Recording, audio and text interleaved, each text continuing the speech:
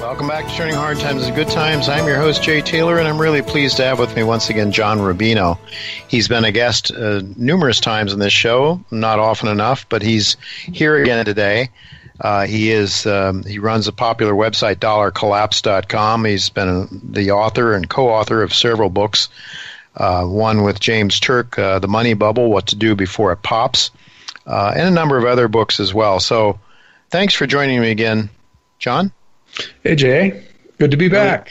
Always good to have you with me. You still are writing for the CFA magazine, right, too? Yeah, that's kind of an insider Wall Street magazine that has a lot of really interesting kind of nitty-gritty stuff about the investment community, which is really fun to research. Well, it's pretty technical. It's for the insiders, kind of the guys on Wall Street, the people that are really making a living playing with other people's money, I suppose. Yeah, it's aimed at money managers, which means it's nice from a journalistic standpoint because I don't have to define all the terms. They know what everything means, so I can just throw the words out there and then go on to the story itself. But you do quite a good job of defining what things mean, John, in your writings for us mere mortals as well. So thank you for that. Oh, sure. Well, that's the hard part about writing about any subject, really, is that you've got to make it understandable to people who aren't experts on it, but you've still got to make it technically true, and it's not easy to do both of those things at the same time sometimes. I understand what you're talking about, and for example, with the mining sector that I'm familiar with, to be able to somehow explain geological terms and in a way that lay people can understand what's going on is a challenge, of course. So, it's dollarcollapse.com, folks. Go there, enjoy a lot of really great stuff, a lot of free stuff. And one of the things that I really enjoy that John puts up there, I think every week, John, you have your top 10 videos. I could spend all of my time just watching your top 10 videos probably and get nothing else done. But there's a lot of really good stuff on there, and I'm not saying that because you put my videos on there once in a while, my interviews, and I thank you for that. But there's a lot of other things, and I just would like people to go to dollarcollapse.com. Well, John, we want to talk today a little bit about the threats of inflation, and I'm talking about inflation. You and I, as who follow the Austrian School of Economics, know that we've had inflation. We've had it in spades. It's gone, though, however, into the financial assets. It's going into the stocks and bonds. People don't think of that as inflation, but it is, right? Well, yeah, the definition of inflation in the Austrian School of Economics is an increase in the supply of money and credit. Mm-hmm. And we've definitely seen that, but you don't see it go evenly into all the prices out there. In other words, something will become a bubble and something else will go down, but you're still having inflation because you've created so much money that it's going somewhere and it's distorting the economy. And what we've done over the last 30 or 40 years is create absolutely insane amounts of money and credit, but the average person in their day-to-day life doesn't necessarily see the effects of it because, you go to the grocery store and the price of food is up somewhat, but not insanely. And you buy a car and the price doesn't seem that much higher than it was the last time you bought a car. But if you look at financial assets, they're absolutely soaring at record levels no matter how you measure them, stocks and bonds. House prices are back to levels last seen in the 2006-2007 housing bubble. Wow. And I just posted an article about some other places where we're seeing some really hyperinflation now. Einstein, back in the 1920s, was in a restaurant, didn't have money for a tip, so he wrote a little note on a piece of paper and handed it to the waiter. That was projected to go at auction just lately for $8,000. It sold for over $1 million. Yeah, Paul Newman's Rolex watch just sold for $17 million, and it is an ugly watch. Yeah, I saw a picture of it. It's not something you would necessarily wear for aesthetic reasons, but some rich guy with way more money than he knows what to do with decided to pay $17 million for it. A British company just added blockchain to its name, and its shares rose by 400%. And then, of course, cryptocurrencies. These things came out of nowhere. and are now worth a couple of $100 billion in the aggregate. And with a bullet, they're still soaring. So these are signs that all this credit that we've created is having an impact. It's distorting prices in different sectors of the economy. And usually, or right now, it's distorting prices in assets that rich people buy, because we're creating this credit, we're handing it directly to the 1%. That's how it's working now. Yeah. And so those guys have to do something with the money, and they've already got everything. So they're buying frivolous stuff or edgy stuff like cryptocurrencies. Yeah. And well, they don't know what to do with their money. They've got some more than they know what to do with, and they don't know the people that could really use it. I mean, some people do. There's some, some people are looking around and trying to. Some really rich people are trying to find things they can do to help their fellow man. But for the most part, yeah, it's crazy, isn't it? It really distorts the economy, and I would also believe that it adds to a lot of the political discontent and unhappiness. Oh, yeah. Well, people see a tiny handful of other people getting rich while their lives get harder and harder. And that explains politics right there. All the crazy elections that we've been having and the secession movements in different countries. People don't feel like the system's working for them anymore. But that's for sure. Yeah. There's also kind of a moral component to credit bubbles that is illustrated by these insane prices being paid by rich people for basically frivolous things. And when you think about, if you have $20 million lying around, right, and you think, well, I could buy Paul Newman's watch, or I could lift 100 poor kids out of poverty and give them really good lives. Yeah. And you choose Paul Newman's watch.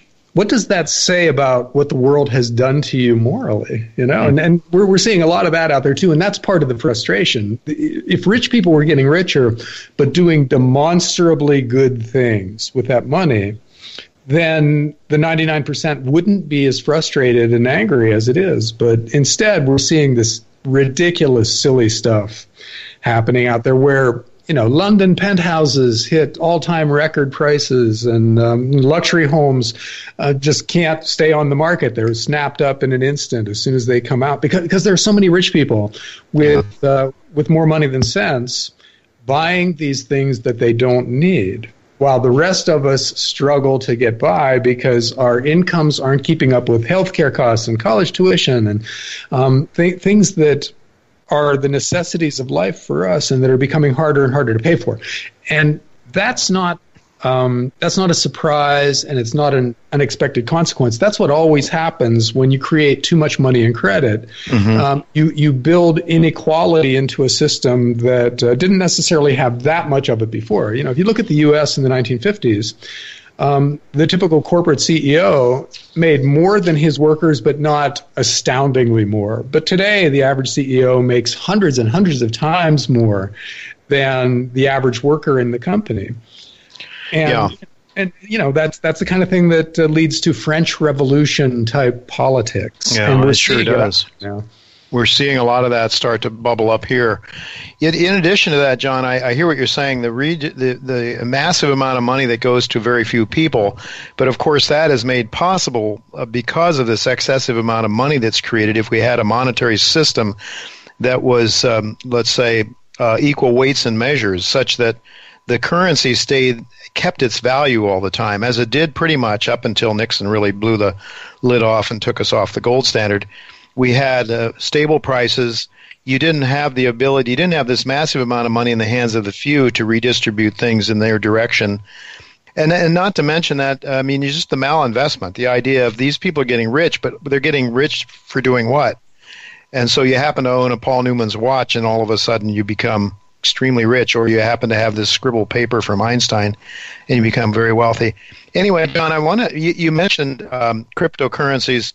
I want to talk to you about that a little bit, but if we have time here. But I wanted to ask you a little bit now in terms of where this money goes, and it's created out of thin air by the Federal Reserve. Alistair McLeod has talked on this show about how this money is created, and the equity markets tend to do best when the economy is really at the bottom, in the pits. That's when you start to really see the equity markets gaining dramatically. And then he notes that as the economy starts to gain over a period of time, and the earnings start to rise, you start to see the equity markets can start to flounder. Now, we're seeing a stronger economy now. You talked to me about that. I think you'd agree, or I believe it's your view, that we're seeing a much stronger economy now than we had a couple of years ago, right? Oh, yeah. Well, in terms of top-line numbers, in other words, employment and GDP growth, we're looking pretty good right now. But that's the way it always looks at a cyclical peak.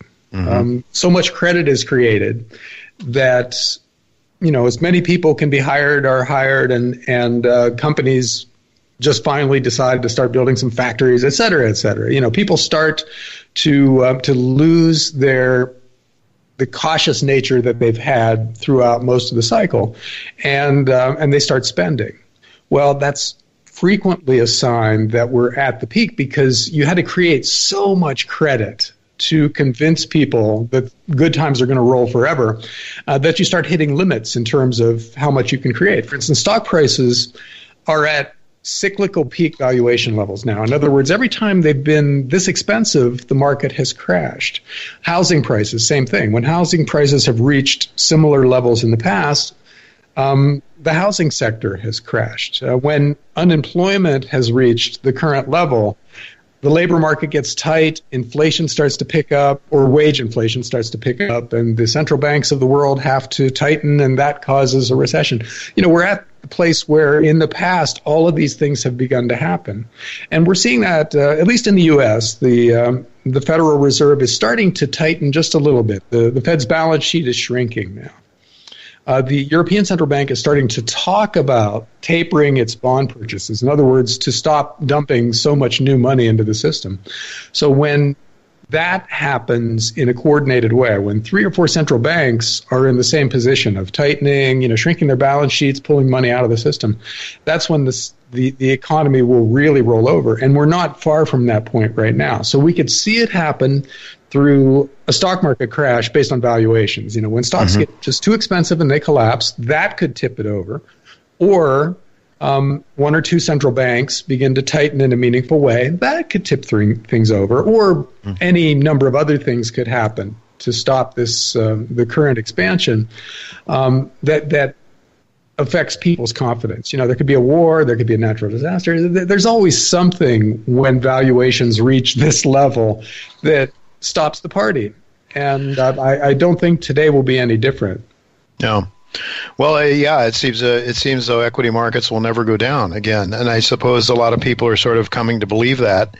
One of the interesting things that Alistair pointed out, sort of the dynamics that underlie why banks start to lend at certain points in the cycle. He mentioned when rates start to go up, and especially now that the banks have held so many treasuries, when rates start to go up, then they start to have losing positions in those treasuries. So the tendency is to sell them, raise the cash, and go out and start making loans, and the money finds its way into the real economy, and then you start to have an inflationary impact. That is inflationary in terms of what the government measures in terms of our living costs and so forth. To the extent they do that fairly, I think you and I both believe that it's not a very good measure of what really the cost of living is these days. But do you see that dynamic playing out now, that in fact, with rates rising, these banks are holding treasuries, not a very good thing to own when rates start to rise? Well, yeah, you can look at the stats on business borrowing, which is at record levels, which means somebody's lending them money, right? And consumer debt is rising dramatically. The savings rate in the U.S. is back down to previous lows of the last cycle, which means that we're borrowing money in order to buy stuff. Yeah. And somebody's lending them that money, so presumably it's banks, credit card companies, et cetera, which means that they've made the decision to lend money. So that fits with the dynamic that you're talking about there. And again, that's a cyclical peak phenomenon. That's the kind of thing that happens when people just see the economy growing year after year and stocks going up year after year, and they don't buy and they don't borrow, and finally at the end they can't stand it anymore and they start borrowing money and spending it and borrowing against their stocks to buy more stocks. And you get that final blow off. That's what this feels like. 1999 it happened, 2006 it happened. And so just chronologically, we're due for it. And it does feel like it's happening again. You wonder, to what extent the Fed is able to control these things, rates and so forth. And certainly, looking at Donald Trump has a chance. We'll have the opportunity to appoint a new Federal Reserve chairman coming up very soon. Most people believe that Trump prefers a weaker dollar, probably a promiscuous Federal Reserve chairman, and I guess those are probably pretty easy to find for the most part. But what are your thoughts on this? Well, have you heard any names that Trump may be looking to put in there as the Fed chairman? And if so, what might we expect? Well, there are lots of names being tossed around, and they're pretty much standard business as usual people. He's sticking with mainstream economists who already have a relationship to the Fed. But I think the important thing to understand is that whoever inherits the Fed is inheriting a broken system. Yeah. And won't be able to do anything to fix it because it's beyond repair. We've taken on just way too much debt. And that debt has to be worked off somehow. And you can't get out of an excessive amount of debt painlessly. You have to get rid of it through inflating it away or collapsing under the weight of it and having some kind of a depression. And that's where we are now. So whoever inherits the Fed is going to inherit the coming recession, which we're overdue for, as we talked about. And at that point, they're going to be out of weapons because interest rates are already too low. Insane amounts of money have already been created. So what they're going to have to do is double down, probably. They're going to have to ramp up the asset purchasing and just basically buy every bond in sight and probably equities too. And they're going to have to push interest rates down to negative territory this time, like a lot of other countries have already had to do. And it's hard to imagine that getting us back to normal growth again. Because that's such an extreme set of policies that it's more likely that it finally has the effect on currency values that a lot of people in the sound money community have been expecting for so long. Mm-hmm. In other words, the Fed can control interest rates, but not necessarily the value of the currency. Mm-hmm. So we'll see some kind of a currency crisis flow from the next set of things that the Fed does. And whoever's in charge, they're going to have to do pretty much the same thing.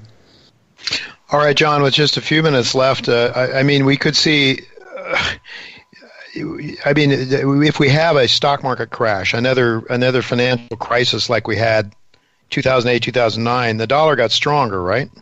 So, but we could see, ultimately, as you're saying, they're going to have to double down and print massive amounts of money, probably to try to keep the patient alive, to keep the heart beating, that it ultimately will destroy the currency. Indeed, it has. The dollar, gold got up to $1,900 the last time, so we could be looking at something again, I suppose, a new high for gold, no doubt. And not that gold is gaining value, but the dollar is just collapsing. Well, yeah. If we see a replay of 2008, 2009, but on a bigger scale, at first, gold plunged and the dollar went up, because the dollar was seen as the global safe haven asset. Everybody was buying it because they were terrified. And then we cut interest rates and created a lot of new dollars and generated huge amounts of new credit out there. And then the dollar started to trend back down. This time around, probably the response of the Fed is going to be so extreme that it risks a serious run on the dollar. The question, though, becomes where do we go if the major fiat currencies of the world are seen as no longer viable? Will we jump into cryptocurrencies, or will it be gold and silver, or will it be some other kind of real asset? I suspect it'll be all of the above. We'll just get out of fiat currencies at the point that interest rates are extremely negative and governments are buying equities hand over fist. We won't want to hold the currency that is the tool for achieving those policy goals. So if cryptocurrencies are still seen as valid stores of value, that we'll buy those, and gold and silver always do well in that kind of a scenario, so we'll buy those. And I think the gold bug's dreams will finally come true, but it won't be a fun world when that happens. No, it won't be a fun world. Shouldn't think of it as a good thing. John, we're almost out of time here. I want to ask you about this linkage that we're seeing now between gold and the cryptocurrencies. With about a minute left, Gold Money is announcing that they are now starting to hook up with some of these cryptocurrencies.